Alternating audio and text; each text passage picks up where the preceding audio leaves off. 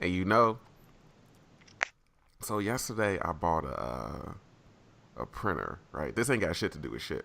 But Yeah. yesterday I bought a printer because the one that I brought back from home I, it was probably a combination of it being old and maybe me needing to buy a new ink cartridge.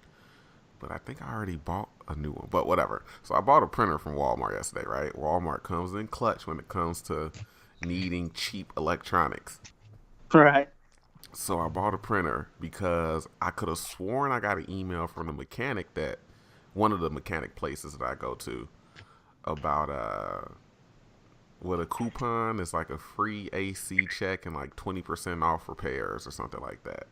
So I was like, well, shit. When I first got the email, I tried to print out the coupon. Shit wasn't printing out because of the printer. So I was like, oh, just got paid.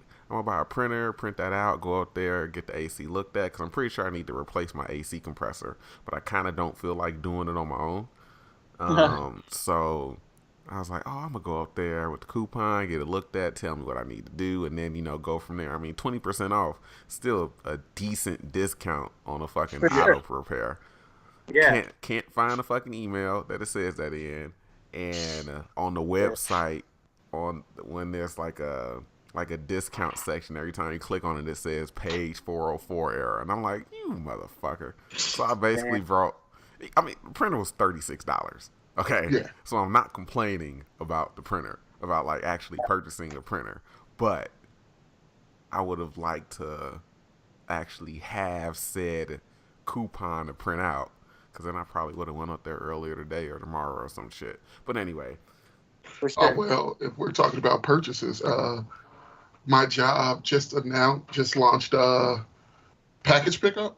So we got lockers and shit. So we get a shipment of Amazon packages, and then we just scan them into like a location, and then people come and pick it up, and you just throw it in the locker for them. oh You know nice. how fucking clutch it is that they got same day delivery for free. If you get your order in before noon, that shit will be there at 6 o'clock, and I get off at 7:30. Nice. I'm just buying shit for no reason just because I can pick it up. Oh Yeah. Jesus Christ. I'm right there. Speaking of purchases, I already showed you what I got, Chuck, and then Yeah, your I bitch also ass. got the Nightwing, and then I got a Pickle Rick action figure. So Nice. I didn't even think I was gonna get him. Like, actually, because I bought everything on Friday from Fudge's shop, Yeah. and he sent it on Saturday morning. So, like, I'm not thinking that it said on the tracking that I was gonna get it on Friday, but I got a little bing, and I was like, oh shit, they delivered today. I was like, I gotta order. go. I gotta look to see what Fudge has. I gotta go to the website and see what he has. I definitely buy some shit from Fudge's shop. He posted on Facebook. Like, I I gotta mean, go back to it.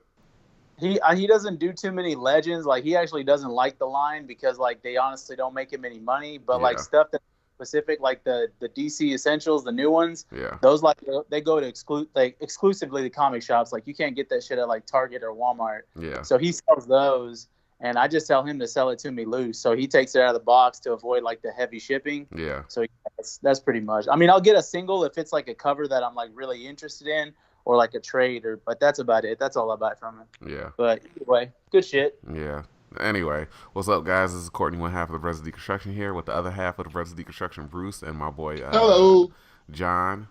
What We're gonna up? be talking about our thoughts on Captain Marvel. Now, before we actually get started, I know that was a long ass unnecessary intro, but I realized the last time me and John did our podcast on, I forgot what it was. It was a few weeks ago, but Was it Venom? it may have been. I'm not sure, but the funny thing about it is that I know I've been talking about, oh, I'm gonna put this on iTunes and Google Play and this and that.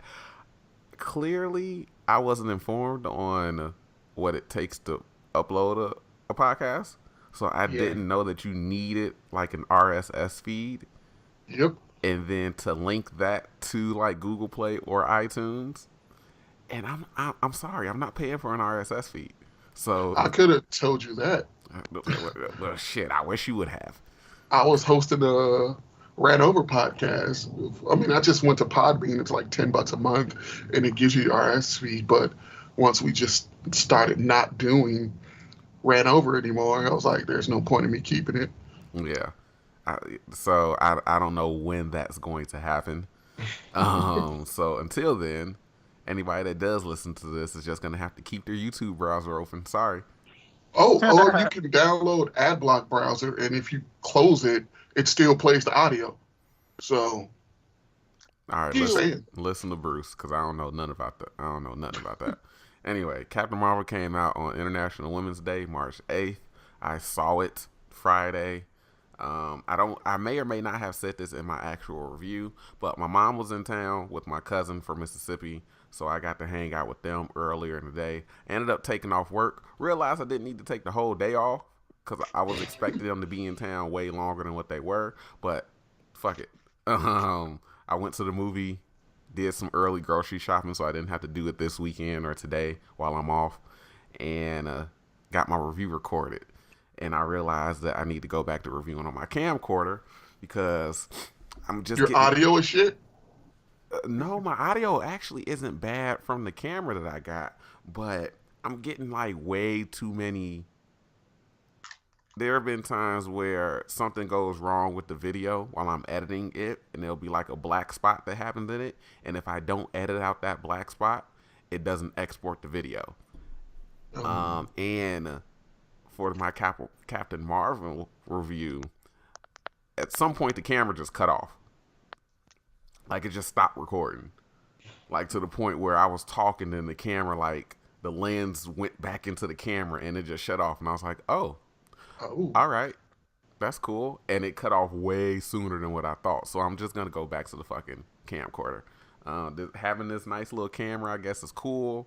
And it'll come in handy for some other shit that I want, maybe like the dual camera setup that I've been talking about, maybe possibly setting up and having like looking into the camera, having some funny moments and shit like that. But yeah, I think I'm just gonna go back to the camcorder, and the next camera purchase I make is probably gonna be another camcorder instead of just like a point and shoot camera. Clearly that was a fuck up on my part. For giving updates on the channel, I've recorded like 3 episodes for a new series that I'm doing. Because I'm just handing over reviews to you because I really have nothing to say in a world of reviews anymore, unless it's like, as I say in one of the videos, like if I can add something different or if it's a conversation between me and others, I'll do the review. Mm-hmm. But Courtney, I'm just handing you reviews. But the problem is I've gone back and just updated my laptop because there's like 4 years worth of Windows updates I just never did. Jesus Christ. And now Adobe Premiere won't open anymore. Oh, so I got them recorded. I just can't edit the fucking videos. Nice. Nice. So yeah. But yeah, so again, very, very long-winded, but this is the podcast. That's what it's for. Yeah, thoughts on Captain Marvel. Like I said in my review, and like I've been telling everybody, the movie is fine. You don't have to see it before Endgame. I think you should go see it because of it probably has been getting shit on a lot more than it should. But that's another discussion that we'll be having later on with regards to all of that bullshit as well. But I thought it was fine. I thought it was okay. But there's a whole lot of shit that ain't adding up for me. And I've been watching videos and theories on why shit not adding up.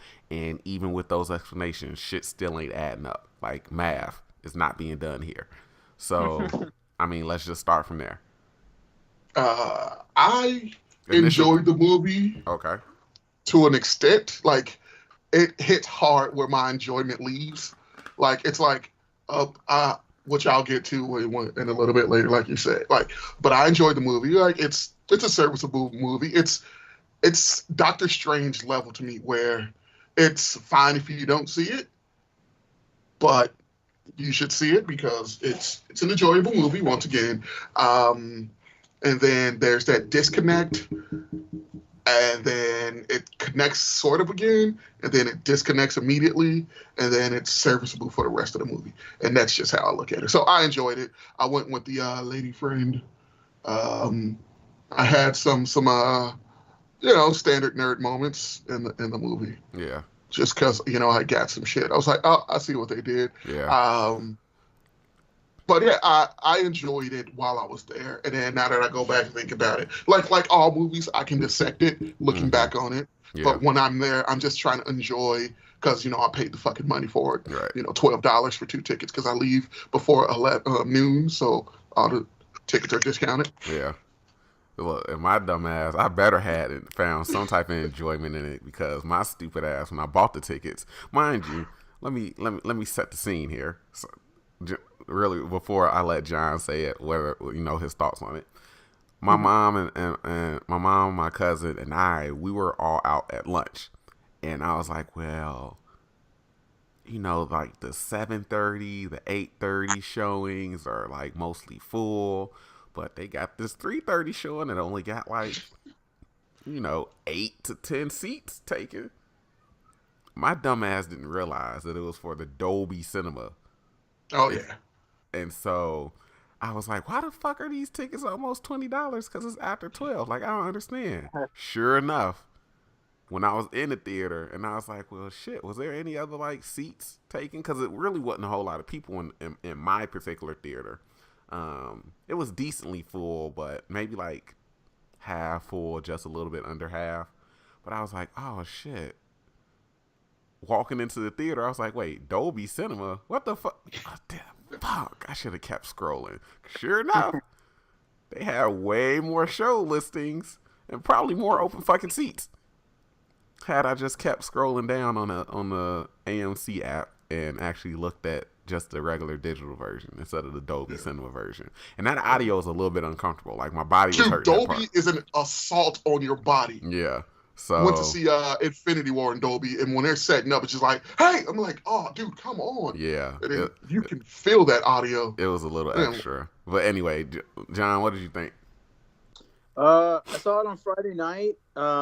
It went with my girlfriend and then another friend who's really into the Marvel movies and his wife. We saw it in IMAX. We had really good seats. We're like right in the very back level, so nobody behind us. Really cool. I thought the movie was actually, I was pleasantly surprised is the word I'll say with the movie, because honestly, I went in with very little expectations. Now, very little expectations doesn't mean I went in against this movie like this movie's gonna suck ass, this movie is pointless, blah blah blah. I just went in like, I kind of went in the same way I went in to go watch Wonder Woman, because I'm not a big, like, just like I was a Wonder Woman, I wasn't a solo Wonder Woman reader. I knew who she was solely by, she's the probably most powerful lady on the Justice League. That was it. So the kind of went in the same with that. I never, honestly, I didn't pick up a Carol Solo book. I just knew her from, either Secret Invasion or, tie-ins, with group elements to the comics. So I just knew just the simple origin. I thought it was good. It's your standard, I think like Bruce was saying, it was your standard Marvel movie. Like, you got to make that origin story. And, you just walk out like it was good. I just did a nod. I was like, but the levels of hate that I've been seeing for it is just totally unnecessary. Yeah, we can get that out the way first. And hell, I even had a tweet about this maybe an hour ago, 30 minutes ago, whatever, because somebody said something about Black Panther and Captain Marvel getting hatred for diversity reasons. First things first, stop being stupid. I can understand Black Panther kind of getting that hate because, people looking at it a certain way or whatever, or feeling a certain way about it. Yeah. The reason why Captain Marvel was getting the hate that, first of all, didn't even start until the promotional run for the movie started was because of Brie Larson. I'm sorry. That, like, her whole Wrinkle in Time, which I didn't even know she was in, her whole Wrinkle in Time comment about, hey, I don't need a middle-aged white man to tell me what didn't work about the movie because it wasn't made for them. Like, yeah, I can see why some people would say, wait, what? I can see why some people would be a little bit upset at that. Also, It was very, very clear, and this is something that we will get into when we actually talk about the movie. It was very, very clear that she used Captain Marvel as a vehicle for her feminist agenda. And I'm not Okay. saying that in a bad way. And the movie doesn't have overt feminist undertones like you would expect it to, but it's very, Oh, very clear. ooh. It has it, but it's not Yeah. super. It's not super, super heavy-handed with it throughout the entire movie like you would expect. There are definitely moments where it's like, I see what you're doing and it's not working for me, but Yeah.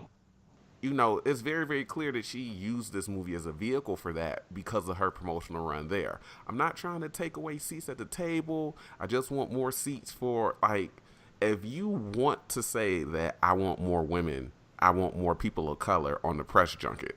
You see how easy it was for me to say that without saying what she said? Yeah. And the funny thing is, she's like, we're not trying to take away anybody's seats. It's like, but when you break it down, you really are. Like, you really Okay. are. You need to take away some seats to add more. There's only so much room at the table, and then even Yeah. on that end, you're disqualifying. As hard as it is to get on press junkets for these big tentpole films, you're basically disqualifying and negating the hard work that some guy, just because he's white and he's a guy, did to actually get that position to be able to be on that press junket. Again, I don't. I mean, I have opinions on her in the actual movie, but I think that's where all the hate came from. Now, does that excuse a bunch of grown ass crybabies complaining about the movie and saying, "Oh, this and that"? No, but if they don't like what a particular actor is doing, it might cause them to not want to see the movie. Especially, That's well within their right. yeah, especially in this point in time where you got social media and everybody is just taking things way out of context. Like, it's just crazy. Like, the movie itself, like you were saying, everything that's being harped about it isn't really even about the movie, like, and it sucks because, like, I'm one of those people that is like, I see both points, but, Hmm. like, you don't want to sway further to one way than the other because you're like, like, I don't want to. And that's crazy because a lot of people that I've just run into and talked to, they're like, oh man, I saw you, you saw Captain Marvel. What'd you think? I don't want to even tell people that I didn't like it or something. I was like, I was all right, because I don't want people to just get an assumption like, oh, well, you're just not conforming to the new age, like where a woman can Fuck do. Not, that. it ain't even like Okay. that. You All already know. right. So I completely get what you're saying, John, but y'all already Yeah. know how I am. Fuck that. yeah. So okay. So here's what I thought. Okay. I saw all the backlash. Like, I'm aware what Brie Larson said. That's her opinion. Cool. Now I can get the backlash for the movie. But the one scene where Supreme Intelligence is in her and it's like, you can't be the blah blah blah because and it's showing all the times that she's fallen, and then it just shows that montage of her standing up for each time she's fallen. My In the girlfriend literally exact called same that. way. Yes, my girlfriend literally called that a tampon commercial. Uh, She was like, I was like, wow, that was heavy handed. She was like, that came off like a tampon commercial. Oh my god, that's absolutely great. That is So absolutely great. so that's where I got disconnected. I go, come the fuck on. Yeah, Like, that took me out of the movie. I think again, the movie has plenty of those moments, and I think that along with her earlier memories when she was remembering when the squirrels were digging through her head, and she was remembering like the other guy in the Air Force that was like, oh, there's a reason they call it a cockpit, and you'll never do this because you're a girl, and like the bad relationship she had with her dad and this and that, and I'm like, oh, guys, I get it. But then because that take place in the 80s, and that's Yeah, how the 80s work. and So I that's what, excuse that. yeah, and that's why I didn't. That's why I wasn't like super critical of that moment, and I didn't even bring that up in my review because I understood it was in a particular time when, surprisingly enough, motherfuckers said that corny ass shit. yeah. And so, like, even the whole, like, put on a smile, this and that. And I'm like, okay, I can't even get mad at that because, I mean, even though it happens probably to women more, there have been plenty of times where I'm just, like, standing around with a plain ass face, and then some chick at work or one of my friends or whoever will come up to me and say, "Smile." Like my And problem with that Well, scene is she had a map in front of her. How the fuck can you see her face? right. well, and like the other thing that I was just, and now that you brought up, I can't remember if it was you, Court, or Bruce. You guys brought up Black Panther, Mm-hmm. you know, and the whole thing, Black Panther was very, very driven on the fact that, look, we're going for a real diverse movie. We're celebrating this, culture. We're, all that, which is great. And I just think when you compare the two, like now after I've seen Black Panther many times and seen Captain Marvel once, you're not getting, and correct me if I'm wrong, but you're not getting a lot of that, the negative, like the criticism, I guess, that you could say the culture has been getting, or the denial that the culture was getting. It was like it completely ignored that. I think that Coogler like just said, look, man, we're not going to worry about we're going to address it, but it's not going to be addressed in like cheesy tones. Like, for example, the tampon commercial, let's just call it that. Yeah. It was more done like just celebrating on the positive. And like even then some of the things that like came out of Killmonger's mouth in the script, like it was from that, that angle like of like, someone who's been oppressed, but it just, I don't know, it just did it differently. It did it in a better way. I can't Yeah, explain it Yeah. it. did because And Captain Marvel's directors, or like just them trying to get that point across, they didn't do it that way. yeah, they fumbled it. They fumbled it. Yeah. And I think the thing with, no matter, I feel a very, very particular way on some of the things, some of the views that Killmonger has. Won't really say whether I agree or disagree with them. But the reason why it came off better because they executed it better, Yeah. and it came from a place of like you understood better. Like, yeah, there's Yes. been like obviously, when it comes to oppression and this and that, like people have been oppressed before. Black people have been oppressed before. Now you can understand that he was taking it way too extreme and wanting to get even, talking about arming, millions of oppressed people everywhere and giving them the power to overthrow, people. But it's like, that's not the way I would have done it. But I mean, I kind of get what you're saying. Yeah. Well, I mean, that was the thing. That, I mean, that's just that's a beautiful part of like how Killmonger was written, and it, like you said, the execution. Because I mean, dude, I was watching the movie, and like some of the lines that he was delivering, and some of like just his mission, they made that a character that you could relate to. Yeah. Because like you were just saying, everybody's been oppressed one way or another. Or everybody's been discriminated against, or just made feel that they weren't, unique Enough. or something like that. Enough, yeah. So, but there were plenty of times where I was like, man, am I rooting for this guy or am I not rooting for this guy? Like, it definitely put it on its ears. So that was the beautiful thing, because villains don't usually do that. Yeah. Unless like you're a big fan. And I mean, I wasn't a huge Killmonger fan. I just knew of him, but Yeah. it made Same. me a fan. Yeah. Yeah. Same. So I just think that a lot of the really real quick before you say something, Bruce, I just really think a lot of the controversy surrounding the movie is somewhat understandable because of things that were done. But I think the overall handling of it, the controversy, and taking away the option to select whether or not you want to see a fucking whether you're interested in seeing a movie. Like there was no review bombing of the movie. Rotten Tomatoes took away the whole "Are you interested in seeing this movie?" poll, because a shit ton of people weren't interested in it because of Brie Larson. Like, she torpedoed the promotion, the marketing for this movie. Yeah. Now, having said that, again, I mean, it's such a messy slope.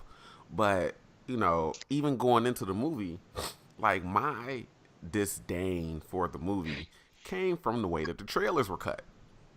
And after seeing the movie, I understand why they cut the trailers the way that they did, because they didn't want to give away too much. But on the flip side of that, there wasn't a whole lot that they made.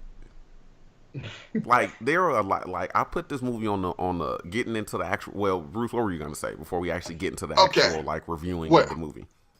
The reaction to this movie from comparing it to the Black Panther, like we just were. Yeah. The reactions to it, I have problems. Like with Black Panther and people going to see the movie in full African garbs, doing fucking African dances and shit. And now with the feminists, they're coming out. They're like to them, this movie is fucking Winter Soldier. Like it is great on, this Infinity War to them. And they're like, oh, this movie was great. And you just hate it because it doesn't appeal to your. It was like, you do realize that the people who are interested in this movie are comic book fans, right? Right. They're the ones who are getting it, who going to the shops, reading it. Like most female comic book characters, comic book readers I know didn't even like Carol Danvers in the comics. She was a terribly written character. Shit, they still. And it was like, I mean, and technically, if we keeping it above, technically people still don't fucking like Carol. No, like exactly. her comics are still not selling, and they keep rebooting them every fucking 3 months because they aren't selling, and they keep trying like all these different like reboots, and it's like, look, I guess. Like my first experience with Carol, real quick, was X-Men animated series. X-Men animated series and Marvel Ultimate Alliance. Yeah. But go on, continue, Bruce. Okay, but the way they were doing it, like once again, watching SmackDown last week, they cut it how they had the women's revolution, and they were tying it to the promotion was, hey, the women are doing this great stuff, just like Captain Marvel. Look at all our women wrestlers compared to Captain Marvel. It's like, this isn't how you market the movie. Right. Like, yes, I love Sasha Banks as much as the next person, but this movie isn't even out yet, and you're basically telling me how good they both are. Right. Don't do it. Let me base that up in.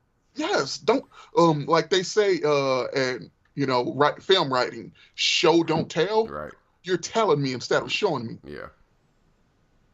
Well, I mean, the difference is, and we always just have to keep comparing, because I mean, the last big successful, superhero movie with a woman in the lead was Wonder Woman.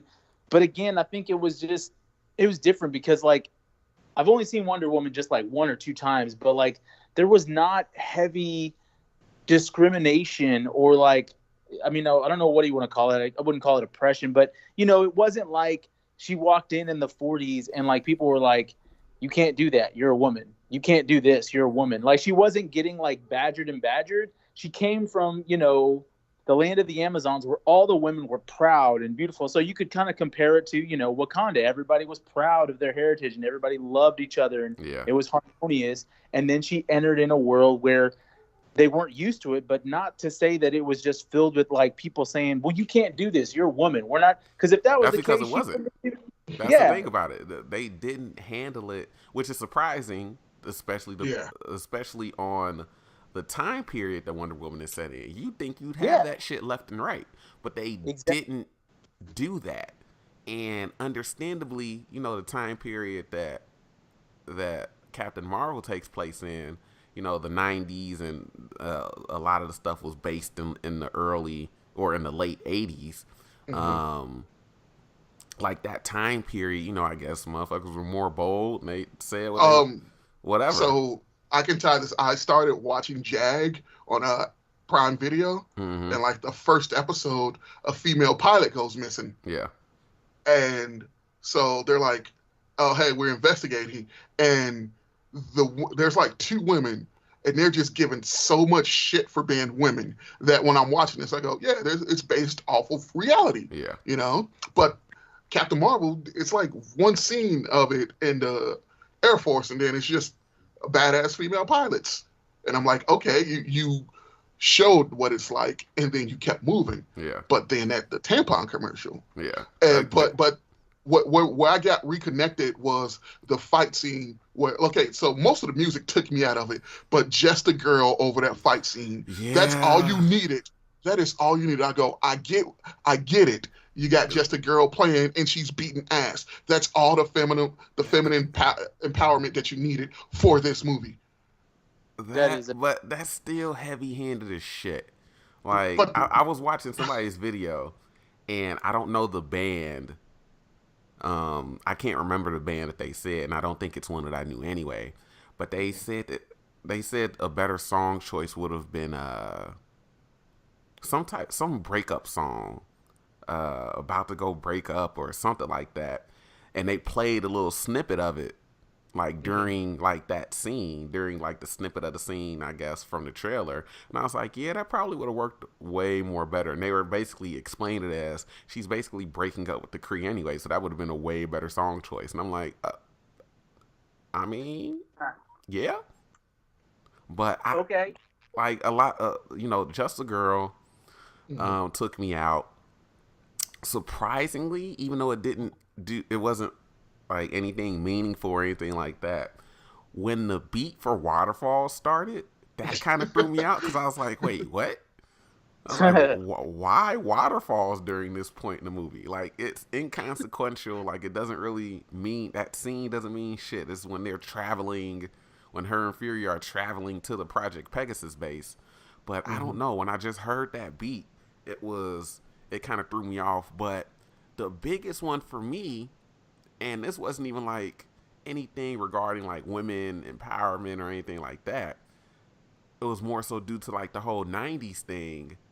When she was fighting the Supreme Intelligence, or when they captured her and threw her into the Supreme Intelligence, and the scene starts off with Nirvana. Yeah. When that started playing, I was like, wait, whoa, slow down. Hold on.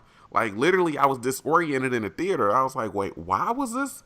Why? This is so on the fucking nose. We get it. It's the 90s. It's Nirvana. And then they fucking elbow it. Like, oh, music. Good choice. And then Annette Bening starts dancing. I'm like, what is going on? She went full Goldblum. She went full on Goldblum. She did. I was like, this is coming off as Jeff Goldblum to me. It feels like this movie saw every Marvel was like, all right, Guardians had the great soundtrack. Black Panther empowered a certain sect of the, the audience. Audience, yeah. It was like, but let's take all of that and put it in one movie. And some of the beats work, and some of them fall flat. And it's funny that you say that, because I feel like the people who made this movie didn't watch any of the previous fucking Marvel movies. Again, and that's getting into the number of fucking plot holes that have been popping up that I've been trying to fucking figure out since I've seen this movie Friday. Again, let me say, I think the movie is fine, but a lot of this shit that doesn't add up makes me really fucking angry, because it's like, did y'all not watch any of the Marvel movies? Like, did y'all not watch? And you don't even have to watch all the previous 21 movies. The only one, which this movie technically takes place before, right? But and this is a 20-second Marvel movie. You don't even have to watch the 21 movies before it. All you had to watch was Captain America, the first fucking Avenger, and the first Avengers film. And that would have knocked out a whole lot of these fucking plot holes. So you mean to tell me, and Captain America, the Winter Soldier, you mean to fucking tell me. Now, when I first got out the theater, I tried to figure this out, but then later on, I like got that connection. You mean to tell me, at the end of the first Captain America movie, Howard Stark finds the Tesseract after, while searching for Captain America. Mm-hmm. And then I think during Agent Carter, we learn that he gives for those that don't know, Howard Stark and Peggy Carter founded S.H.I.E.L.D. It was known as the SSA. He gives the Tesseract over to S.H.I.E.L.D. That's completely fine. I understand that. So you mean to tell me that after giving the Tesseract over to S.H.I.E.L.D., S.H.I.E.L.D. ends up starting Project Pegasus and this and that that they let fucking scientists of Project Pegasus study it and don't keep a fucking eye on it? You mean to tell me that Marvel, and we'll get into the fucking gender swap later on, that you mean to tell me that Marvel, that Dr. Wendy Lawson had high enough fucking security clearance to take the Tesseract off base and nobody batted a fucking eye about it? Yeah. What? Like, Yeah. what sense does that make? Now I understand, and not even that. I get I get Goose swallowing the Tesseract and spitting it back up. Now, a lot of people hate that fucking post-credit scene. Mm-hmm. I didn't hate it, but again, it brought up more fucking questions. If Goose threw up the Tesseract, why on Zordon's blue Eltar were we led to fucking believe that at the start of the Avengers movie was the first time that they had like discovered the Tesseract? Truth. I don't remember at any point in the Avengers movie that this was like our first discovery, like that we had previously had the Tesseract. Because at the end of Thor, when Loki, which I still don't really understand that post-credit scene, but when Loki kind of influences, or we're led to believe that he's influencing Dr. Selvig. In that meeting between Fury and Selvig, seems like that Fury just discovered the Tesseract, not that he's had it in S.H.I.E.L.D. for the past 20 years. It's just a lot of shit not adding up. And I can see it. I could let you guys talk about this stuff, because the list of things that I'm fucking upset about is medium length. But boy, am I upset. So, I mean, what do you guys think about that stuff? I get it. Like, I can see that. Was it Wendy getting hold of the Tesseract? I can sort of attribute that to, that Hydra influence. That, hey, some discrepancies are coming up because Hydra's in control of S.H.I.E.L.D. But that's as far as I can link it. Well, see, that was my only issue, because now, like, what Captain America just did is like lay the bombshell that it was S.H.I.E.L.D. or that it was Hydra all along. So I'm like, wait, this is not S.H.I.E.L.D. that's just letting the Tesseract go to Wendy Lawson, but it's Hydra. It's Hydra. Yeah. And Hydra's not going to just let something just like slip like that.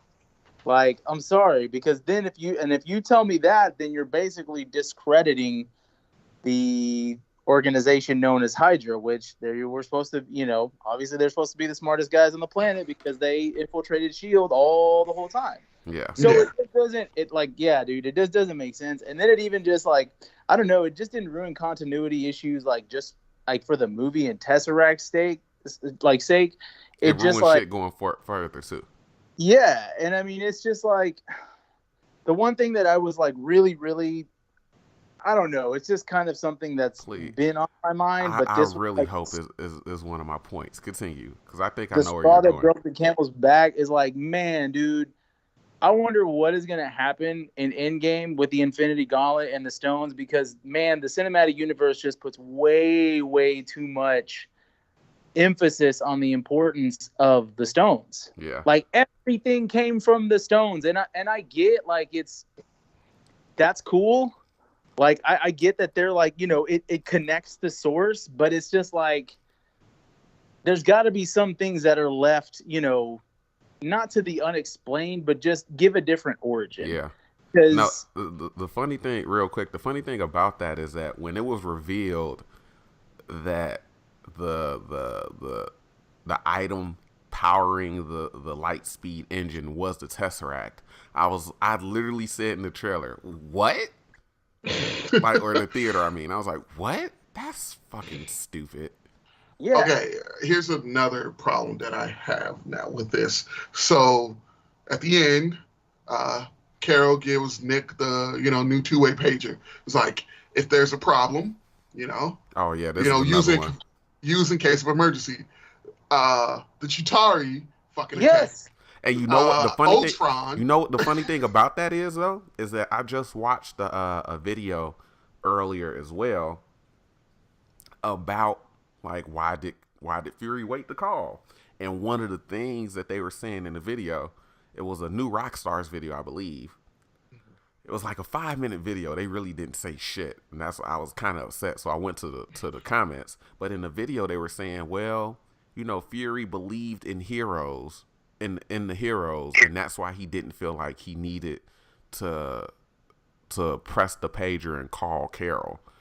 Wait, but you got, you know, a super soldier, a god. I mean, having one more heavy hitter will not hurt. But the funny thing about that, in the comments, somebody had a really, really good point. They said, okay, so essentially, look, I understand. He trusted the heroes in that moment to take care of the problem in you know, in each of those instances. Mm-hmm. Somebody in comments was like, but don't you think that an item, the Tesseract, that he just had that experience in Captain Marvel, it powered this light speed engine, basically giving Carol her powers, and the Kree were after it, this and that. Don't you think if it opened a portal in the fucking sky and more aliens came through that shit, he's already dealt with this shit? You don't think he called Carol? And I was like, yo, this might be the best fucking point made. Yes. Like as a rebuttal. You don't think after already dealing with the Tesseract and seeing that what people are doing to get their hands on it, you don't think he would call once it pops up again? Oh, dude. Like, not like, oh, you see some alien monsters coming from the wormhole. Let me just call this girl. Hey, do these guys look familiar? You seen these dudes floating around anywhere? Do they? I mean, are they a threat? Or what's going on here? And it's like, and in my head, I'm thinking, is somebody going to try to explain that? Because again, Kevin Feige has already said, you know, well, who's to say that he didn't press the button and she didn't come or she came or whatever like that.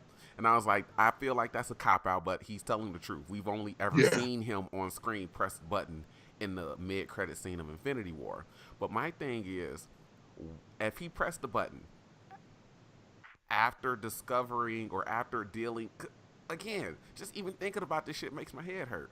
So let's say he's already had the Tesseract from the Project Pegasus building that they were testing it in the first Avengers film, which again we're led to believe that he's had since the fucking 90s, but the Avengers film leads us to believe they just fucking discovered it and they're just now testing this shit and experimenting with this shit, which is a fucking lie. You mean to tell me, let's say he presses the button, she comes and says, you probably shouldn't be doing this with that for whatever, and she doesn't stay and help monitor it? Did the events of the movie happen too quickly? Because when the movie started, the Tesseract was already like jumping before Loki came through the fucking portal.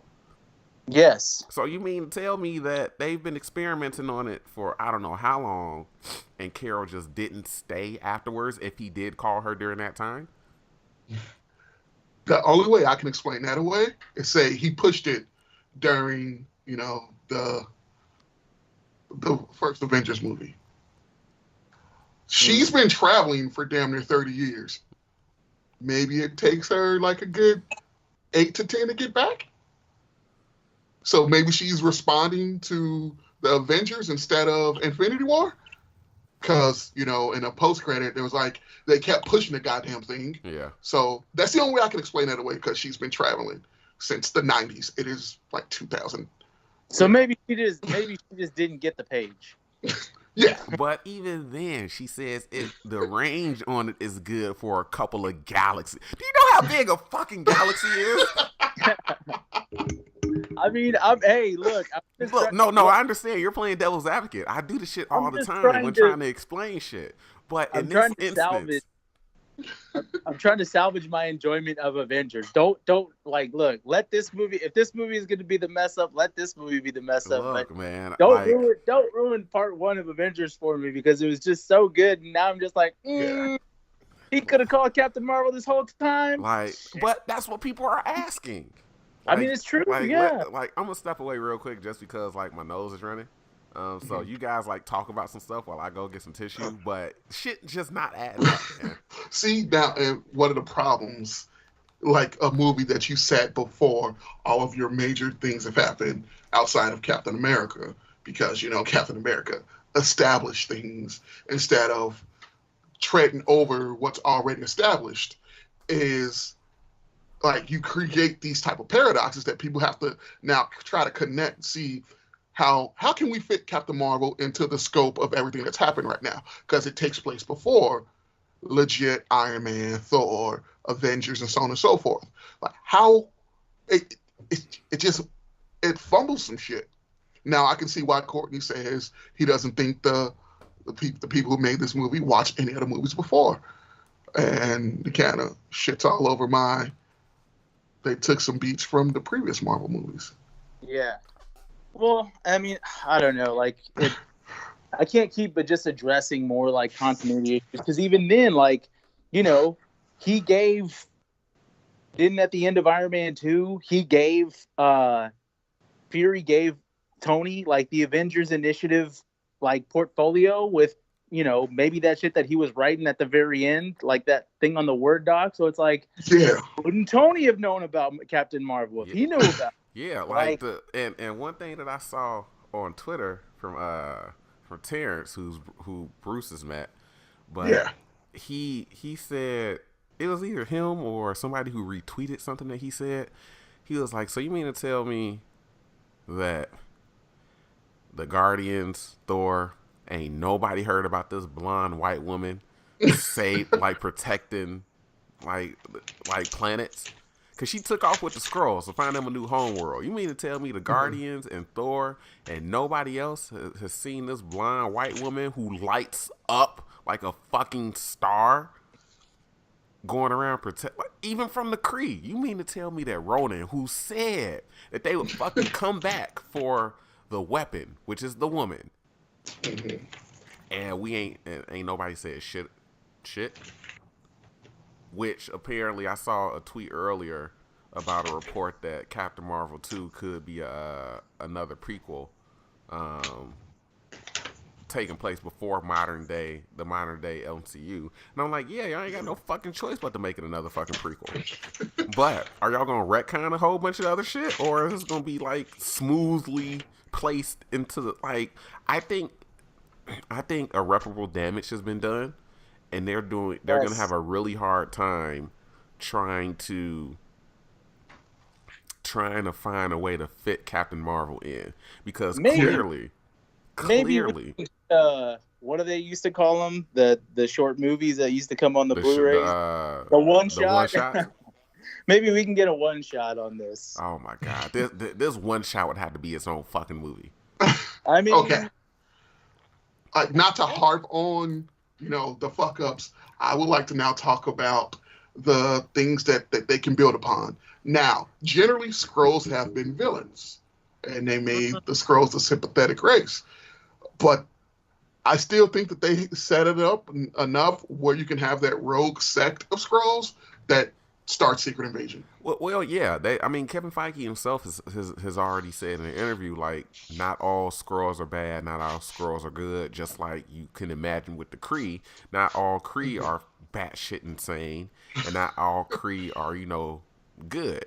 So there can clearly still be a Secret Invasion movie in the works later on down the line by maybe a rogue sect of Skrulls that just have so much anger towards the Kree bleeding out towards whoever that they feel like that they need to infiltrate or do whatever.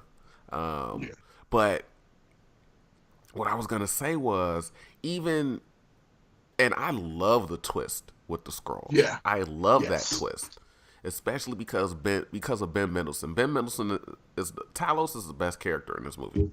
Yeah, I've agreed. Talos to me, Captain Marvel is the story of a man who had to go to war. Now he's just trying to get back to see his kids. Yeah, that's essentially what it is. And he's just a great freaking actor. Yeah. Like, just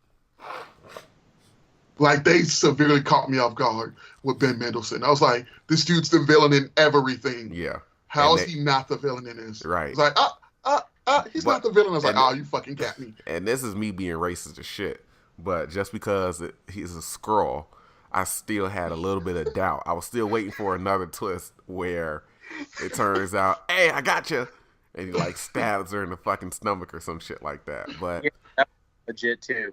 Like, steadfast, it was like, no, I want to see my family. I want to rescue my people. Like, we're refugees. Like, this isn't a war that we willingly participated in.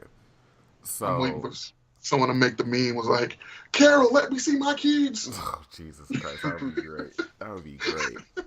But going back to the irreparable damage, I think, and again, there's proof of this on Twitter. Mm-hmm. I think that this is a clear indication that Captain Marvel, and I feel a sneeze coming, Jesus Christ. This is a clear indication that Captain Marvel was shoehorned into the MCU because Marvel was trying to get their strong, their superhero film with a strong female hero out. I really feel like this is a clear indication of that because of how shoehorned it is to the MCU.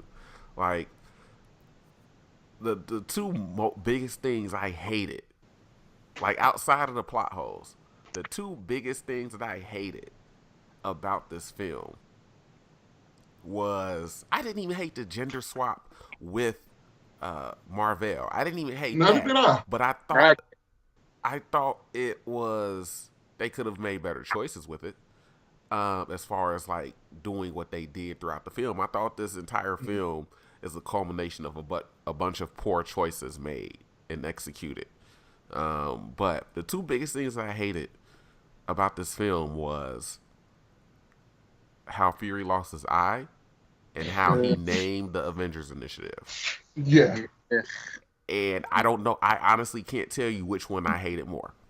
I think I hate them both equally because I think the other reason that people, and this is just another reason I thought so, but I think another reason people are not really digging the origin of Fury missing his eye was honestly because he really was a completely different character in this movie than he's ever been. Like, he's always been a smartass, like, you know, but he's been like that real dry smartass. Like, he don't play. Like, every time that he's around, he's like, hey, look, this is serious, you know, but he'll give you like a sarcastic remark, but he's like, I'm not bullshitting. Like, I'm trying to save the world here. Yeah. But I guess I was crazy because, like, I knew he was asking questions and everything, and like in the movie he's supposed to be young and very, you know, green and stuff like that.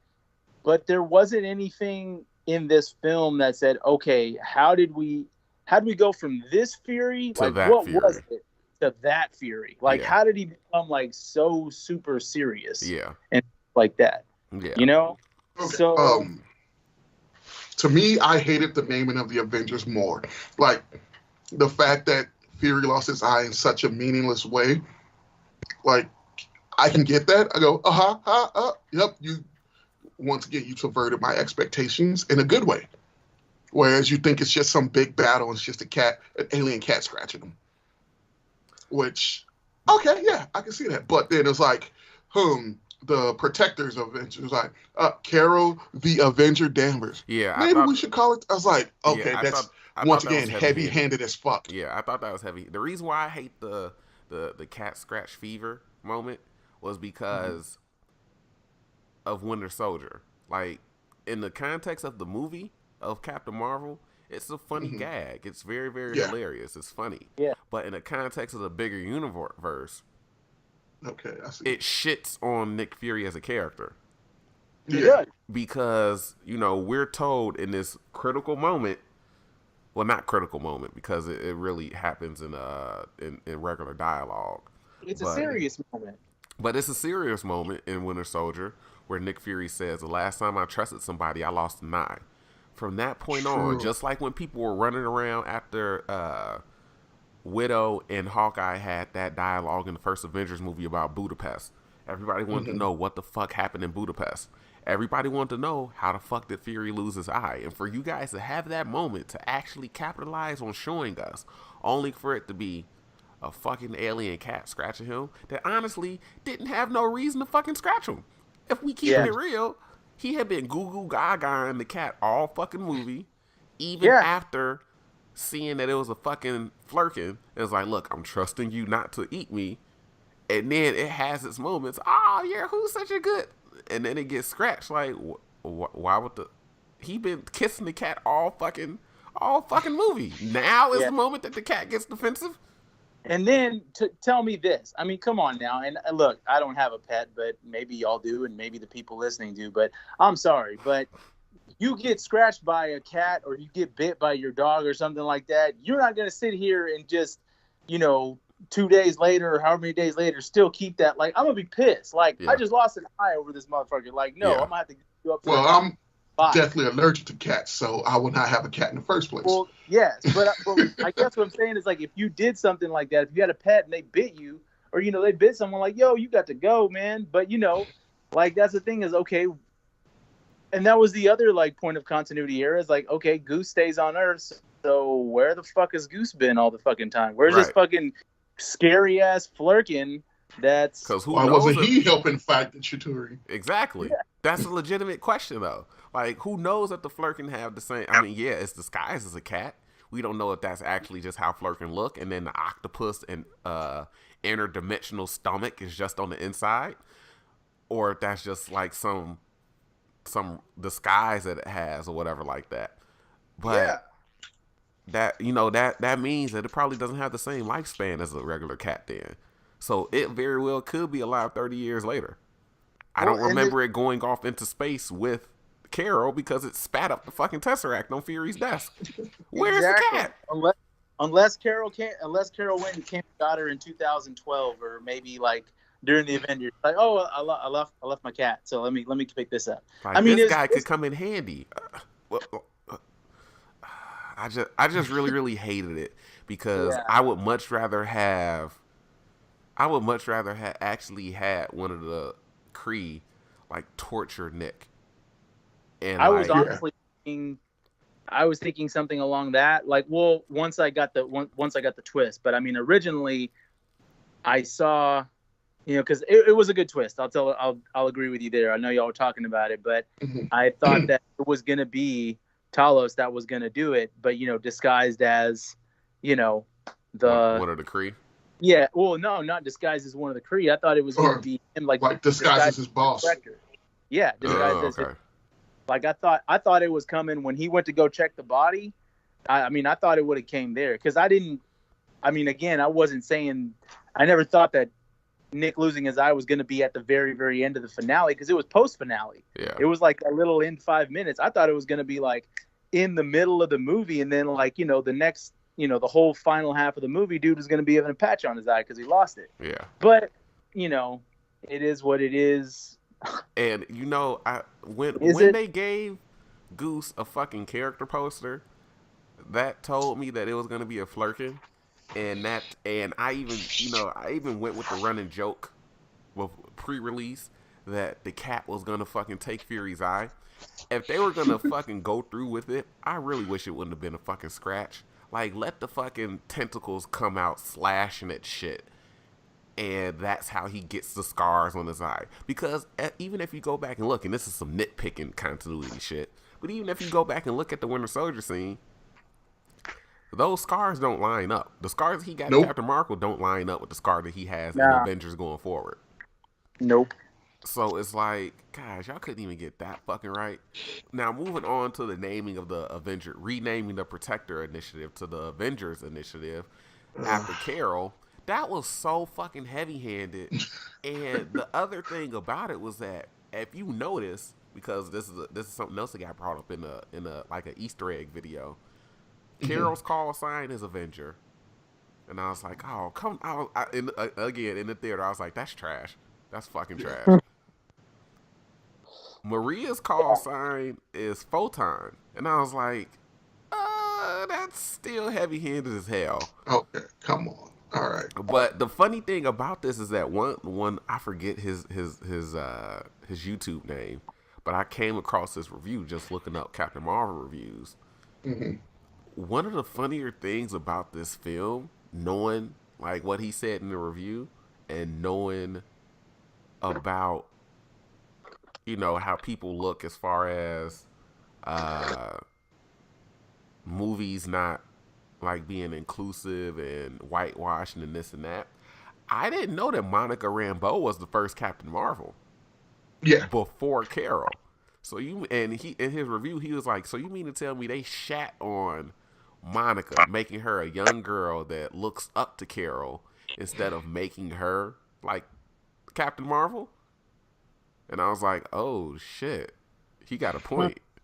Like you think that like with that information now, I wonder what people would say if they knew that, because this is a very very easily offended culture where people get go in uproar over simple stupid shit. I wonder if the general audience and the people that are in that certain section of just people in general, I wonder how they would react if they knew some white woman was taking over in this particular film. And like Carol is the least like version of Captain Marvel at that. Yeah. I knew that Monica was Captain Marvel, but the way my brain works is I don't connect like subliminal racist shit just because I don't care. Right, exactly. Like that. Because, that's the world that I was raised in, where it was like, yeah, I don't care.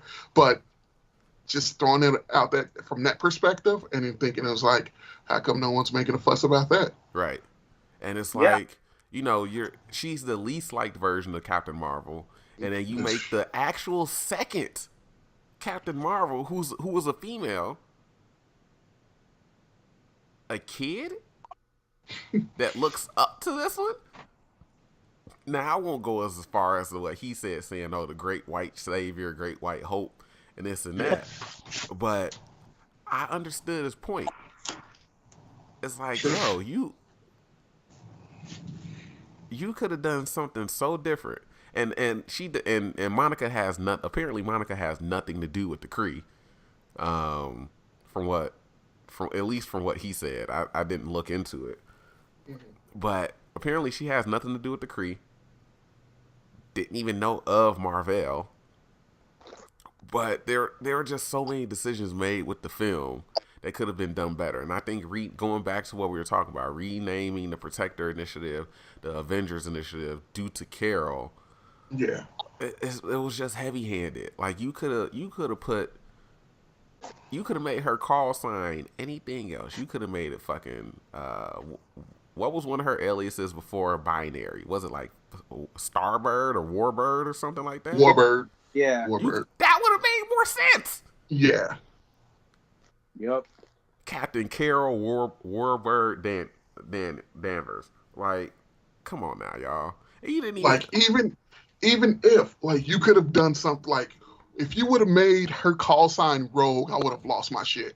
Just because of how, as her character, that would have been great. That would have been absolutely before, great. If she was like you're like, I don't like your attitude, you're a rogue, right. And her call sign is Rogue, that would have made this one of the greatest movies ever to me. Just that little Easter egg. Yeah, that would have been absolutely amazing. That would have been great. But but this movie is, like I said, this movie is the culmination of a lot of poor choices made. Again, I thought it was a fine movie. Yeah. But like, just overall, like even and I understand why a lot of people say that the movie is boring, because at some point nothing happens. Like there's a very long stretch of time and us going from scene to scene where we're not getting the action scene. Yeah. And nothing of note is really happening. Like the best action scene in the movie is the escape, when Carol has those fucking gauntlets on her hands, and she beats the shit out of all the Skrulls on the ship, just punching them, trying to break the fucking gauntlets off her hands. That's the best action scene in the movie, and that happens in the first fucking 20 minutes of the movie. Not Okay, even the now big binary moment is better than that. with all of the negative stuff that we've had to say about this movie, I will give it one praise. This movie, with all of its flaws and everything, this movie is what Green Lantern should have been, because this is a buddy cop movie. Oh yeah, absolutely, absolutely. Yeah, That's where it yeah, succeeded. I'll agree with that. Oh, yeah. That's where it succeeded in the buddy cop aspect of the film, like the buddy intergalactic road movie of the film. Because it had like the two parts of it. It has like let's see if I can think of the movie. Okay, so the Fury and Carol, that's more of a 48 hours type of situation to me, where it's like, okay, I am this grizzled vet, and I gotta use you to help navigate this stuff. Like, and the Yon-Rogg and Carol thing, that I can't. That's a lethal weapon type thing. You got your brash young rookie, and you're once again your seasoned vet. Just like, I'm trying to, it's like, it's literally one of those I'm getting too old for this shit type of moment. It's like, yes, if you're doing intergalactic war on that scale, you do need to make it a buddy cop movie, and it channeled two different type of the buddy cop genre, and I will give it credit for that. Yeah, I think another one of the main issues with the film that I have, as far as choices being made, is that it does succeed in that buddy cop, like kind of turning it into a buddy cop movie. My problem is it bounces around from genre to genre, and I think the way that they wanted to tell the story by way of amnesia really hindered the film. Because while I'm fine with the buddy cop aspect, and I think that was one of the highlights of the film, I do think things that happen later on in the movie would have worked better for me had this have been a straight up origin movie that we didn't see through flashbacks.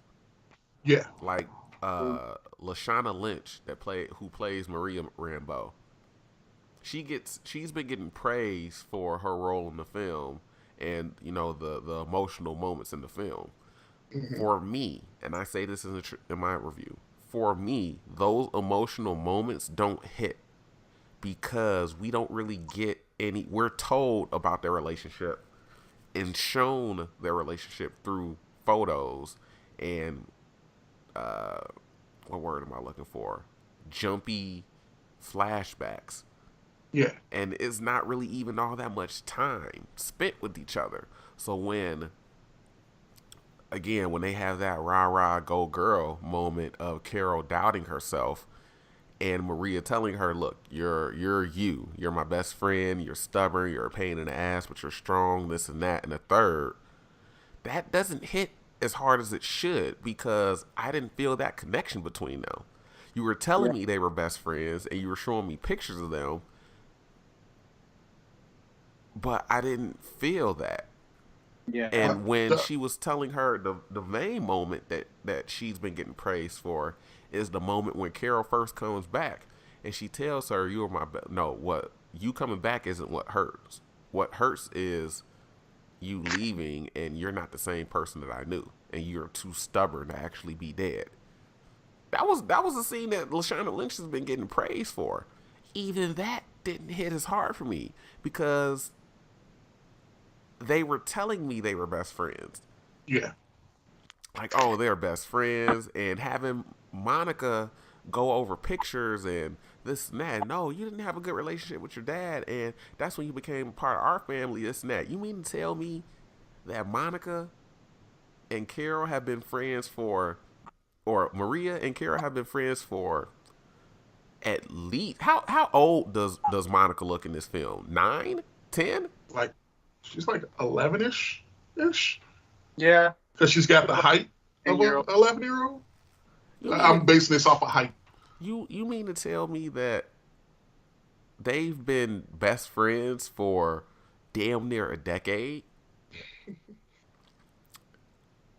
Why can't we see any of that?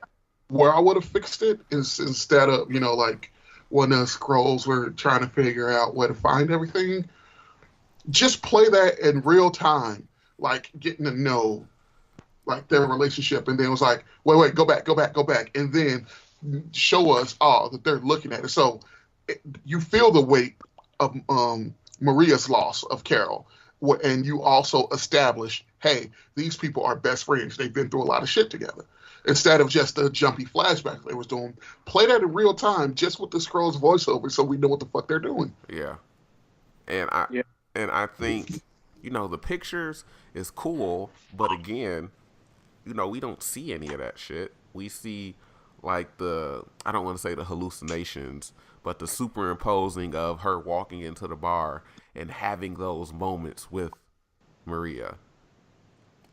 Those later on, those emotional moments don't hit as much for me. Yeah, True. And a lot of things just don't happen in the film. We have I thought the chase sequence was cool, but we don't really have like I don't know if I'm the only person that feels this way. Coming out of this movie, she definitely, even going full binary mode, she definitely doesn't feel like the most powerful character in the Marvel Cinematic Universe, to me at least. no, And I think no, that's because there wasn't enough action scenes showing that. Her going full binary and basically turning around a planet, intergalactic ship-sized missile and destroying other ones, yeah, definitely shows that she's OP as hell. But I think Thor could probably fight her to a standstill. She's one of the most powerful characters in the MCU. I don't believe she's the most powerful character in the MCU. That's just my how I feel about it walking out of the movie. Hmm. yeah, But even more so, I understand with her being severely OP, the Russos have a job ahead of them, and we won't know until Endgame comes out. But we'll Well, see. that's What were you about to say? I think that's honestly another, reason kind of behind that is, the whole just the character in general. I just think that the movie was released just on the basis that she's got to be used for this movie. So they're like, well, you know, let's go ahead and get this movie out of the way. That way we can get to the big business, which is, the end game. Yeah, and I think and I've done a video, a skit about this before. With the way that Captain Marvel ended, Carol clearly has story breaking powers. Clearly has story breaking powers. There's no way in hell. There's no way in hell that you're gonna get me to believe that she can't, because she does it in her own film. She fends off a small armada of attacking aliens. There's no way that you can get me to believe that she wouldn't be able to handle a lot of problems single-handedly. So she has a story-breaking power, so it's going to be interesting to see if how the Russos use her. Are they going to tone her down, which I think they're going to? Or are they going to only specifically use her and just let her go ape shit? It's like, hey, yeah, she basically has the power to, single-handedly turn the tide of this fight. So we're only going to unleash her at this moment. Kind of like they did with Thor. Because I yeah, feel with Thor Ragnarok was the movie where they stopped nerfing Thor. yeah, Yeah. What did they do in Infinity War? They beat his ass at the beginning of the movie. He already doesn't have, a weapon or whatever like that. He goes on a search for, this king's weapon, this Thanos killing weapon. And then what is the first thing that he does with it? He single-handedly turns the tide of the fight on Wakanda. He teleports, wipes out down there all of the Outriders, destroys their ships one by one by himself, and they win that fight. in Wakanda against the Outriders, at least, because of Thor. Yep. And that's what they did. He was literally a grenade. That he was literally that one powerful weapon that you have, whatever video game terminology you want to, or metaphor you want to use. He's that one power up that you only got a one-time use for. And they unleashed it at the perfect time. I wonder if are the Russos going to use Captain Marvel like that? Probably. Or are they going to turn her down, or tone her down? Because clearly she pops up early in the movie if that mid-credit scene is anything to go by. Yeah. See, and here's one of the problems with that. We still don't know how well she has a handle on her powers because we have not seen it. Exactly. The gap is too large. Whereas with Captain America, he was frozen for so long, but you see him getting adjusted to his current situation. Yeah. With Carol gone for 25, 27 years, you do not have a handle on how well she uses her powers. So you can literally do anything with her. Yeah. And was I the only one thinking that Carol came back looking mighty disheveled? Her hair is longer. Yeah, her hair is longer, but it also looked weirder too. It looked like it was kind of disheveled all over the place, like she'd been through some shit. That was another thing. That was another thing. I was like, that kind of led me to believe, like, you know, that this movie was just done for the sole purpose so you could get to know this person. Her costume looked way cooler in the mid-credit scene than it did in the whole. Her costume was different, and you know what's funny about that? Now that concept art is coming out, I wonder how early they filmed this cameo or her cameo for Endgame while they were developing Captain Marvel, because she has gold shoulder pads in that mid-credit scene. The whole suit just looks like more streamlined. It looks more like a bodysuit. It like, does. It looks way streamlined. And the so funny thing is that on one of the concept art that came out recently, she's wearing that exact same suit. So how early in the development process was of, give her this suit, she's going to have longer hair, this is how she's going to appear in Endgame, versus them actually developing the Captain Marvel movie and going with those design choices.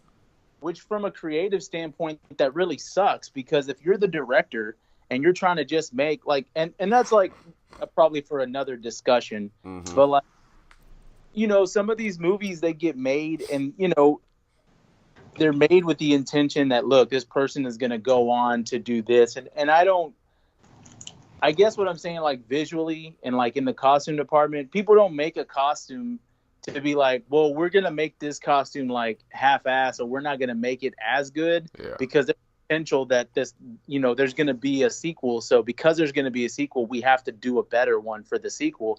I mean, like, they didn't have to do all that, because like it was just crazy. Like I remember watching that in the costume that she had. I was like, whoa, that costume looks way better. How come she didn't get that? Like, how come, you know, because like, I mean, picture like from another film, you know, let's just say, for example, the Sam Raimi Spider-Man suit. Like, man, that first costume is just, how the hell can you just improve on that? Like, that costume still holds clout. Like, that looks like Spider-Man, you know? And then, you know, so they went balls to the wall with it, you know? So with this one, they're like, we're going to make the costume like this because we know she's going to be in Endgame, so she has to look a lot better in Endgame next to the team and everything. So let's just go ahead and do that. So it's just like, well, damn. Because, I mean, to me, as far as like visually, the Captain Marvel costume, it's all right. I mean, it's super accurate, you know, as far as the color and everything. Yeah. You know, it pops a lot. You know, they really did a good job there. But it does, I don't know, it looks a little different to me. It just, I don't know. Yeah. No, it was very, very noticeable, because I was like, wait, did she have gold shoulder pads on? Like, everything what the hell? Just like shiny and just like. And the star is bigger. The lines going into the star are bolder. It looks more.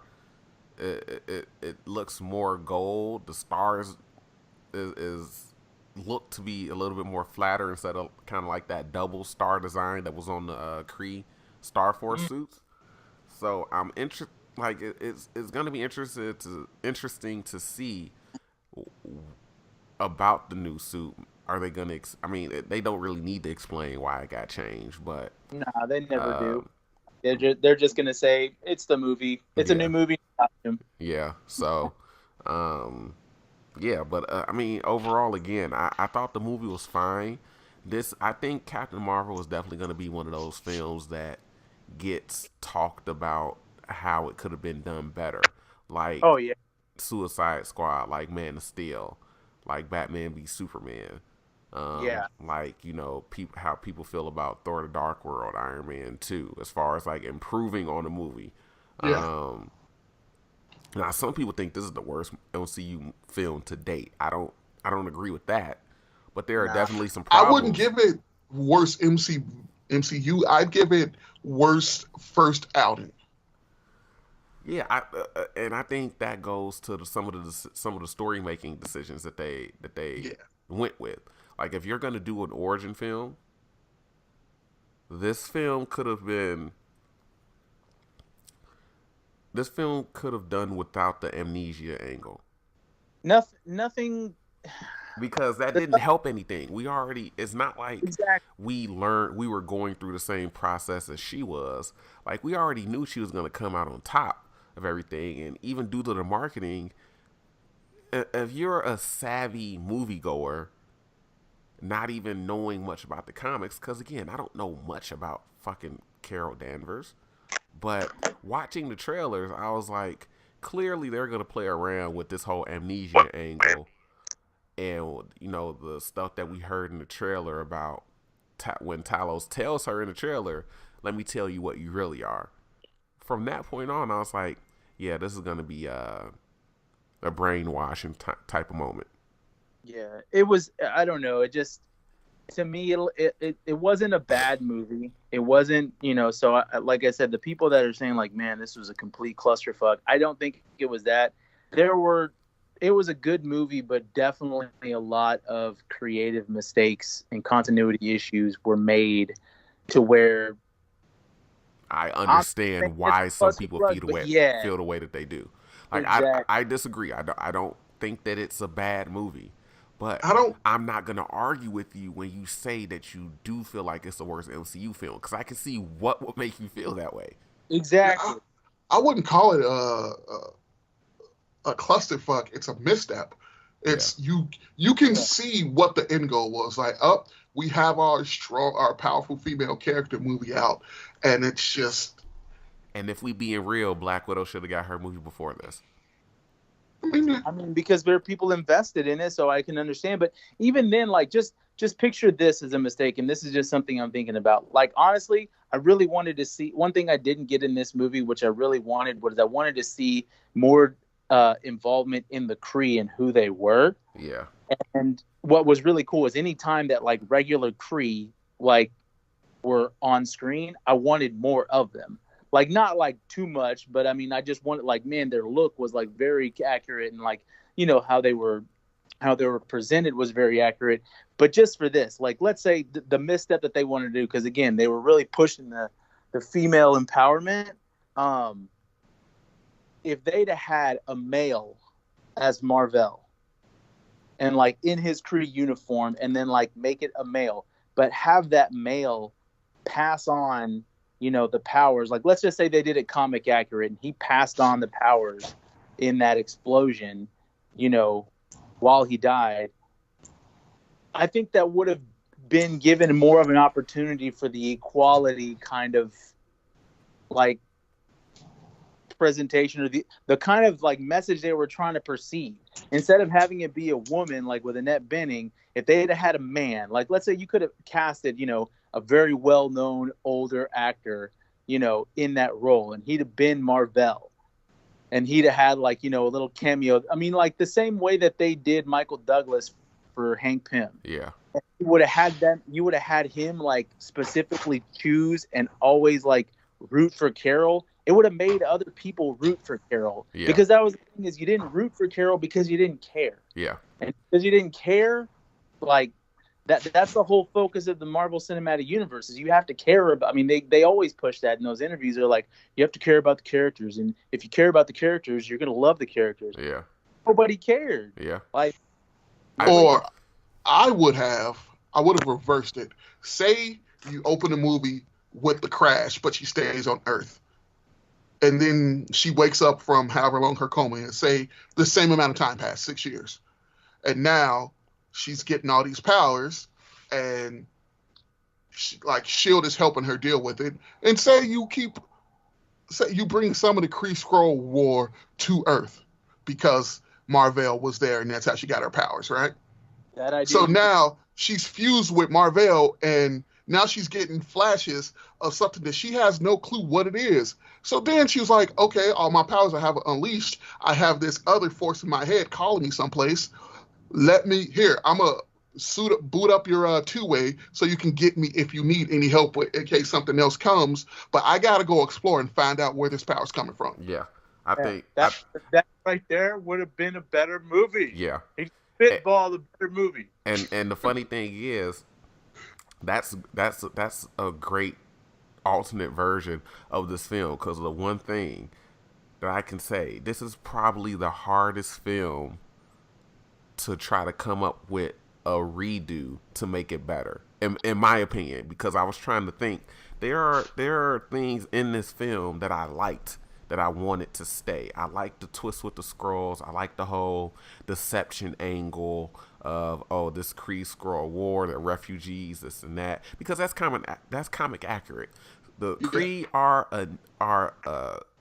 a number of alien races that they basically took over, and the Skrulls were the ones that decided, nah, we're not doing that, and they were basically fighting over like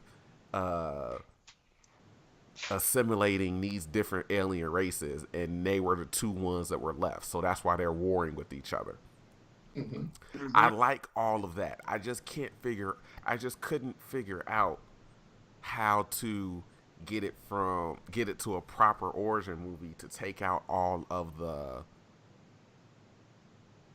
unnecessary flashbacks and the choppy flashbacks, because for those emotional moments later on in the movie to hit for me, I need to see more of Carol's life in dealing with these powers, or even just up to the point of, this is going to be an origin movie with the Kree Skrull War happening in the background.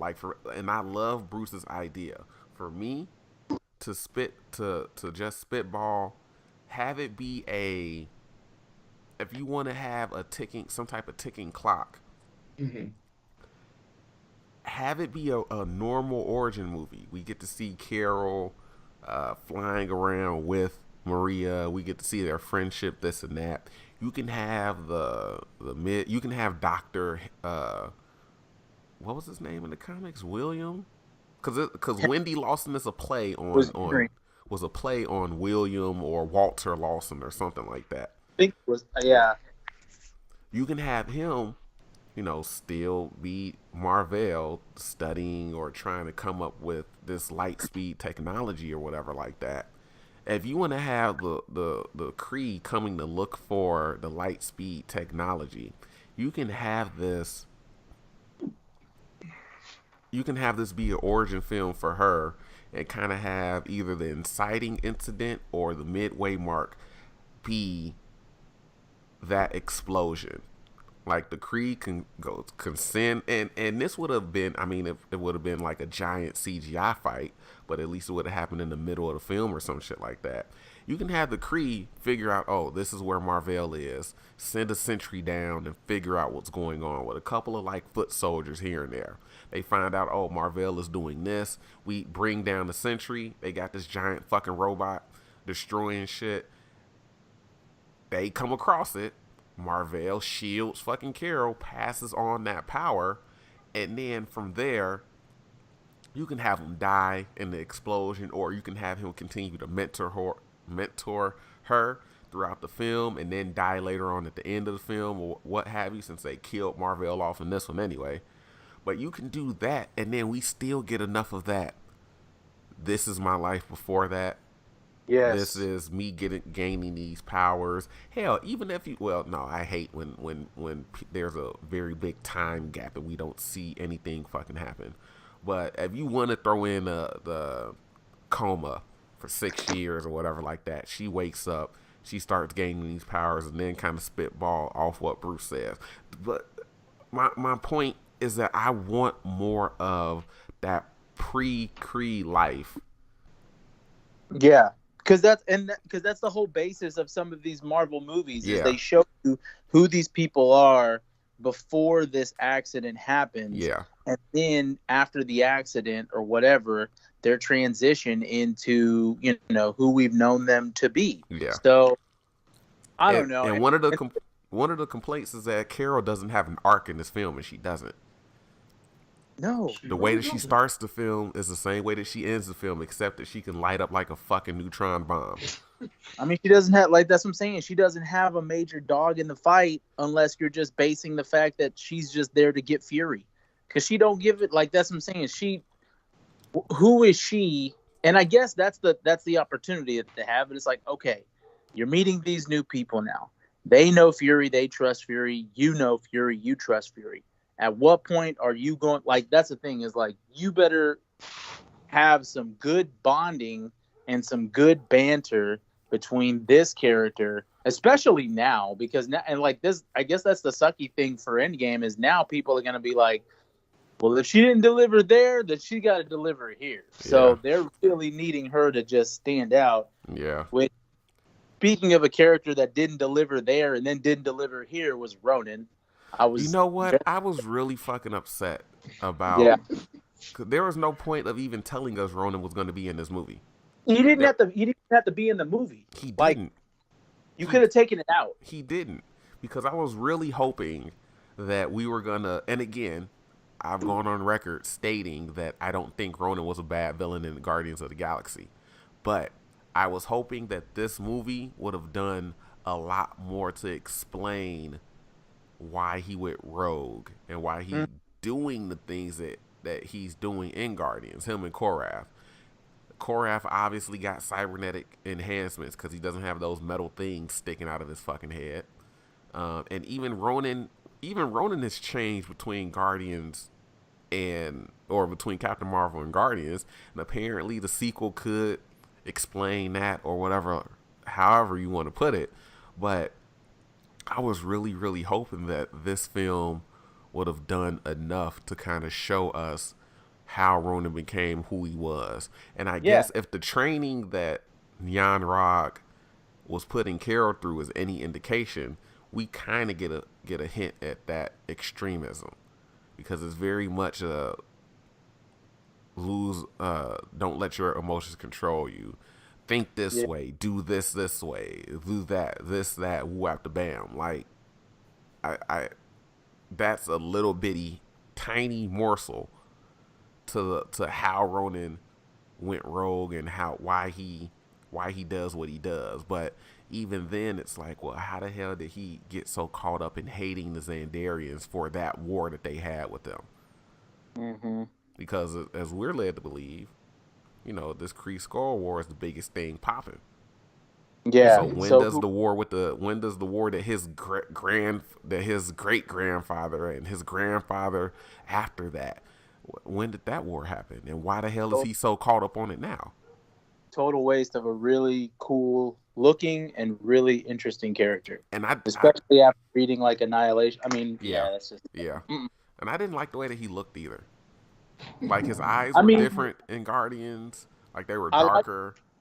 I like the suit, but I just don't like the whole. I know some people get hung up on the fact that he doesn't have the half face mask, and that's what the makeup in Guardians, the Xandarian blood represented, the half face mask. But it was just something about him. It looked like Lee Pace with no fucking eyebrows and blue makeup on. Well, yeah, it was just it was something to where I don't know, he had an opportunity to really look kind of overpowered, which he was powerful in Guardians, by the time he was whooping on Drax's ass. But I don't know, I did actually like the costume because it had those Kree colors, it had the colors, that he was wearing, the green and the blue skin. Yeah. So it looked a little more accurate. But yeah, he was missing the mask, which they gave the mask to Minerva. So I was like, well, she has a domino mask. Why couldn't Ronan have gotten one? On top of people.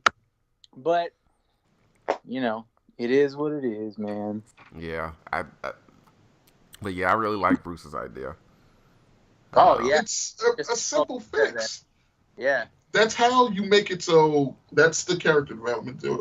We meet her before she has her powers. So then you completely answer the question of, is she the same character at the end of the movie that she was at the start of the movie? yeah. Like, you can really change nothing. It's just that, okay, I got these powers. I'm learning how to use them. Now I'm interested in where they're coming from and what these flashes in my head are. I must investigate. I'm following this beacon that for some reason I know what it is because of these flashes that I have. Like this, there's an underlying impulse in her that's making her go to the stars. So she's not there. It just flipping this story.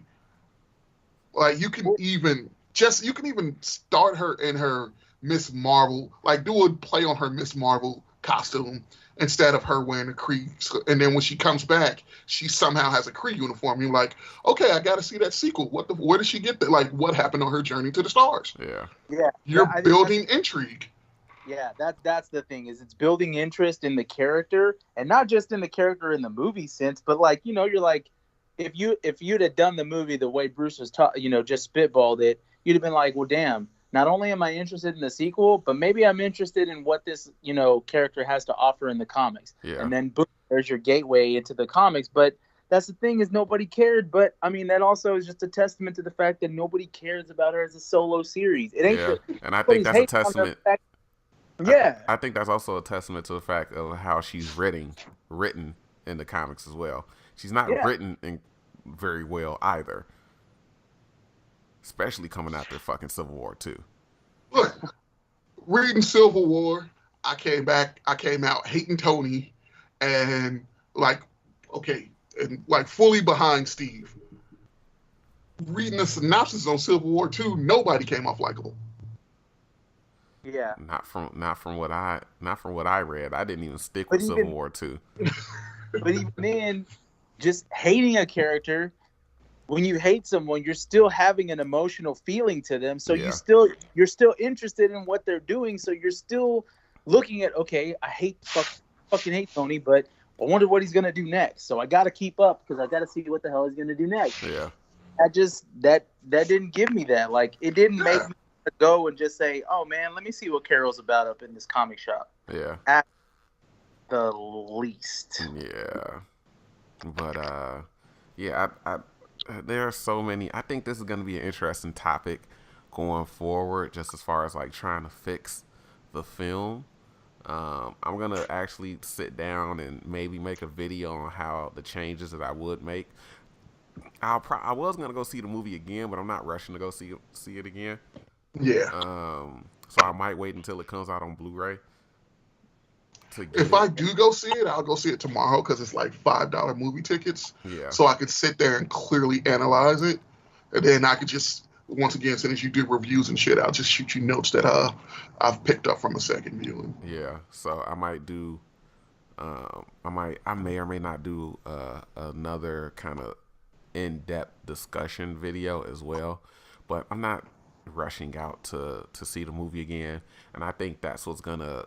I don't think this movie is gonna have legs to really make a ton of money like the other MCU films. I know it's already at like almost 500 million worldwide, but I also do think it's interesting that they brought up the worldwide opening instead of just a domestic opening like every other movie ever.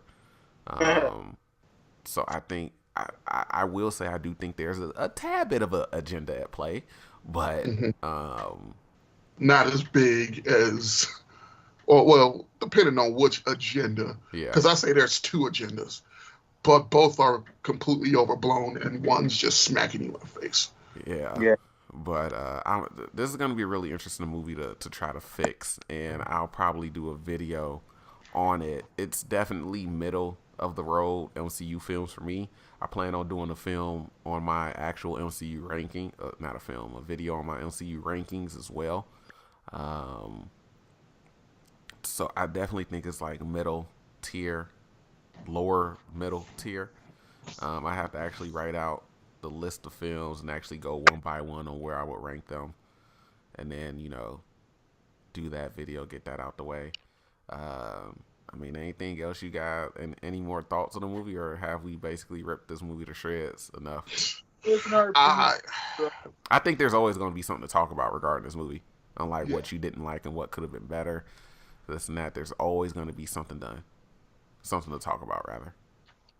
Yeah, but no, I got all my coherent thoughts. Oh, one thing that I didn't bring up was another heavy-handed slap in the face. That when I saw it is when Jan Rog's like, okay, this is what you've been waiting for. None of the light shows show me, and then she goes, I don't have to prove anything to you. I was like, God fucking damn it, another one. Like that was that wasn't as heavy-handed for me, but I understand the scene. Like I get it. It was the way that it was set up. Like, you know, I'm so proud. Like the real reject said that he sounded like a dad, and he does. I'm so proud of you. Like I you know, this is the moment to prove, you know, that you're the best, this and that. And she's right. She doesn't have to prove shit to him. But I would have liked to have seen her whoop his ass in hand to hand finally, because they set it up. They set it up. I will say they really set that up really, really well for the joke that they ended up executing, and for it to go the other way too. Like saying, hey, you know, you're never gonna in our hand-to-hand sparring, you're never gonna come out on top because of your emotions and this and that, and you're never gonna beat me when you're in that particular state. So I think that was set up pretty well for her to actually be like, after realizing, no, I do need to tap into my emotions, I do need to do this and that, to actually use that to her advantage and actually take him on in hand to hand and actually fight him. But I completely understand, you know, like they could have done it where they're fighting and she's just owning them, and he was like, and he could be like, oh, you still haven't, you know, learned how to beat me without your powers. And she was like, I haven't tapped in my powers once yet. Yeah. And so same type of effect on it. Yeah. Like I don't have to prove like I get it. Blast him, needs to go shoot back up into space to stop the giant planet, half a planet sized missiles from fire bombing the surface. I get it. There are poor choices made, like we said before. But yeah, that wasn't a moment that quite was heavy handed to me, at least. Because it was like, she has a point. She don't got to prove shit to him. I would like to see her whoop his ass though. But that's just for my own personal enjoyment. So, yeah. Other than that, I mean, that's it. That's all that I have. I guess that's all that you guys have, too. So, yeah. That was our hour and almost 45-minute shredding of Captain Marvel. Again, everybody... That's not how it was intended. It just ended that way. Oh, I absolutely purposely came into this ready to spit fucking venom. I purposely came ready. I think we just did. I wouldn't say shredded it. I'd just say we heavily dissected this. No, we deconstructed, if you will. There you go. I think I might actually add in a sound effect, sound effect at that moment. But yeah, so I mean, I fully came ready to get these shots off. Like I wasn't giving no fuck. Again, I think the movie is fine. I'll buy it on Blu-ray. I won't rush to see it again, but I'll definitely buy it on Blu-ray. I'll definitely re-watch it to try to, you know, pick it and figure out what could have been done better. But that's only because I wanted it to be better. This should have been a better movie. I should have liked this more than I should like this more than I do, and I just don't. Like I really wanted to love this movie, but I just can't. Which is interesting to say. But on a different topic, really, really quickly, I still have yet to buy the Blu-ray for Venom, and I don't think I'm going to. I don't think I'm going to buy Venom on home video, which is fucking surprising. I actually stopped buying superhero movie Blu-rays because I usually just bought them solely for good special features and, you know, discussion about the movie and the actors. A lot of them don't have them anymore. They don't do it anymore. Yeah, I think that's like 2006.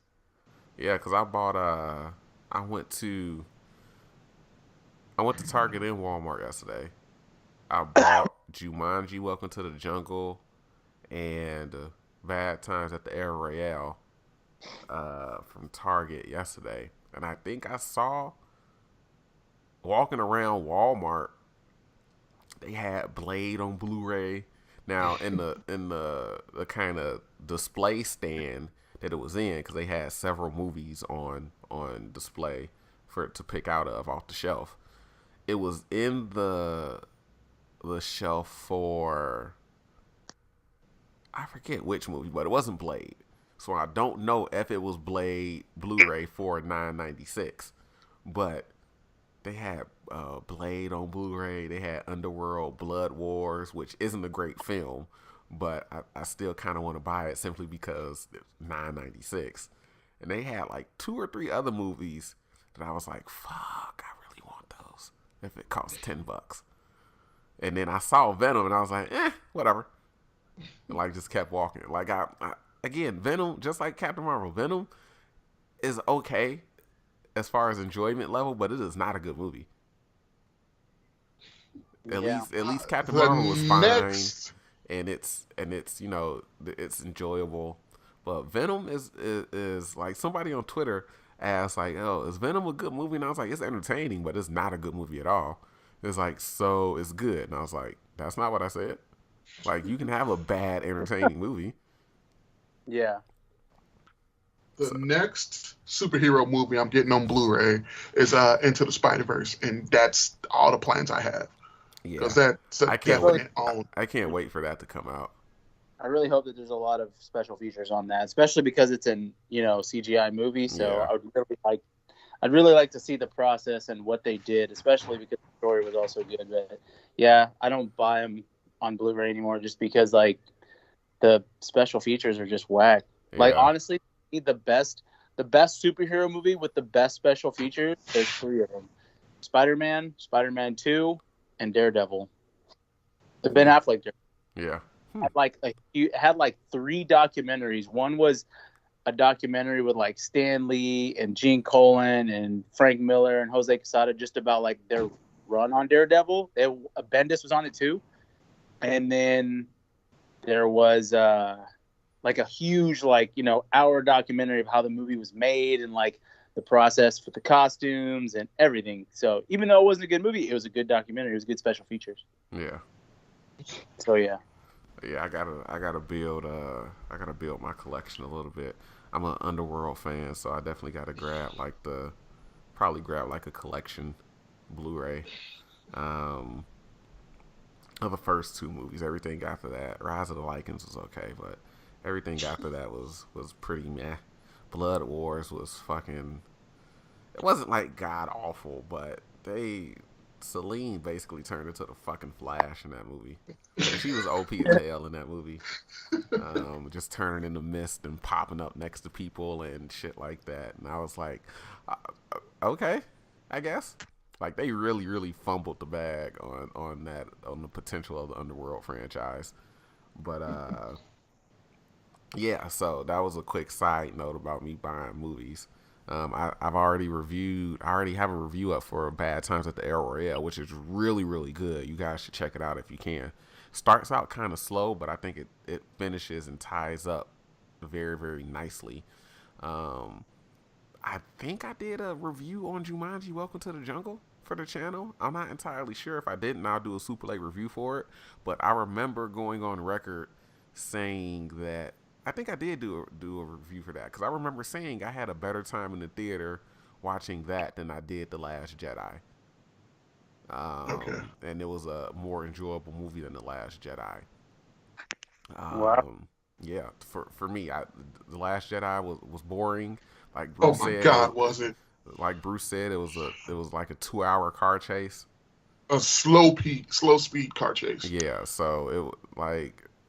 And I'm not a Star Wars person at all. I didn't even get into any of the fucking female-driven drama that was surrounding the movie. Like, I didn't care about none of that shit. I like Force Awakens, so I wanted to see this one because I thought it was going to be fucking turnt, and it wasn't. But, yeah, and with me, I'm going to try to find out what the hell is wrong with my laptop and why Premiere will not open so I can get those videos up, I'll probably record another one just so I have a library Yeah. of shit to build up. Because as you can tell right now, Courtney is the channel. Yeah. And it's not because of lack of trying. It's just that, I'm not trying to throw 3 videos together and without my editor or anything, it just give you a half-ass product. Yeah. And so I've been trying to stay pretty on point with a schedule to release super late reviews.